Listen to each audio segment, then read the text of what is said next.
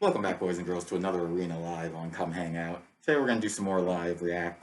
Here we are getting into another timeless match. We're going to some timeless walking again, because I enjoy the deck. I'm going to try to see if we can make it better. We should be playing Omnath in the deck. I don't know why I don't have an Omnath or 4 in the deck, but we'll get into that. So here we are with the game. Not a very good hand. We'll ship that off. We're going to keep this hand at least, because there's a turn 3 Oko in it if we choose to play the turn 3 Oko, which we should typically always try to do. Okay, so we're going to go ahead and keep this, put swords on the bottom. I like this. We keep a Supreme Verdict just in case he gets a little too reckless. Okay, we play Flood Stand. We're going to crack our Flood Strands here. We'll get ourselves a nice little Breeding Pool. Yep. Pay 2 life, Slam Goose. Always great turn 1. Always a great turn 1. Can't argue with that. Okay, he's going to include Delta.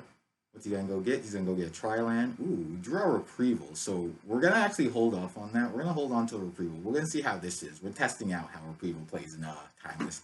I assume pretty well. He cracks his Flood Strand. What's he going to go get off his? Okay, he goes and gets a Watery Grave. He takes the 2.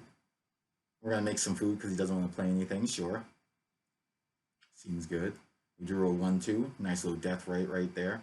We'll go ahead and play Death Right here on him. Okay. What's he got?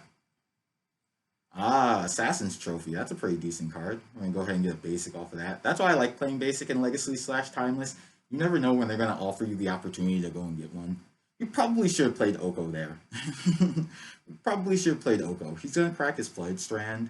What's he going to go get off this Flood Strand? Let's find out together. He goes and gets a Breeding Pool. He takes the 2. He casts a 1-4. We're going to Reprieval that. Go ahead and put that back in your hand. He's just confirmed to us that he's the mill deck, because that card's a master mill card. We're going to play Oko. Ooh, nice. We're going to go ahead and make a 3-3, because now what that 1-4 does is every time I would mill a card, I would mill 1 extra card, which unacceptable. Especially if he's going to try to turbo mill me. Ooh, he plays the Orb. The Orb's a really good card. Really good card. We're debating about brainstorming in response, but we don't want any more things tapped. It's never a fun time. Okay, he's going to Fatal Push. That's always great. Okay. Oof, we're getting orbed for 3. Sure. We could have been orbed for 4, but we didn't. Thankfully, he Fatal Pushed it. Let's see what else we got coming down the pipeline here. We're debating about Ashiok here. Ashiok over Uro, it seems. Okay, so we're going to make a food. We're going to jam Ashiok. Is that what we're thinking? Maybe we should have jammed Uro. Because either way, we're jamming something, it seems. Yeah, so we're jamming Ashiok. We're going to mill him. I don't know if that's the correct play. Because imagine if we had played Oko on turn 3. This would have actually been a very mean clock for him to get around. He would have had to be doing something. He would have had to been being super progressive about this.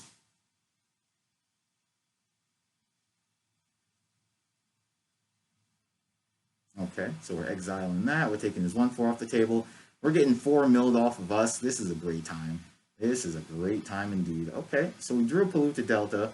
We're going to turn our food into a 3-3. We're going to start beat sticking away at his face. I like this. So, like I was talking about last time, the lore of MTG is what really kept me around. Because I started playing, like I said, back in Shards of Alara.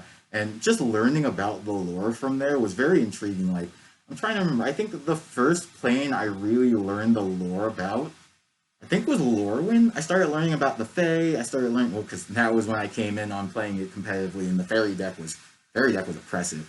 This card is sick. Variety of Sanity, I believe it's called. Really good card. You'll see. Whenever I get a card put into the yard, it mills that many cards at the end of the turn. So he can do some crazy things with that. He can do some crazy things with that. He's at 2 though, so let's see if we can kill him from here. Okay, we milled him out. I think we probably should have played a 1-2 or the Uro. We probably shouldn't have respected the Orb as much, because it seems like there's a lot of Orb respect going on right now. I'm not tapping out at all. I'm not even playing much.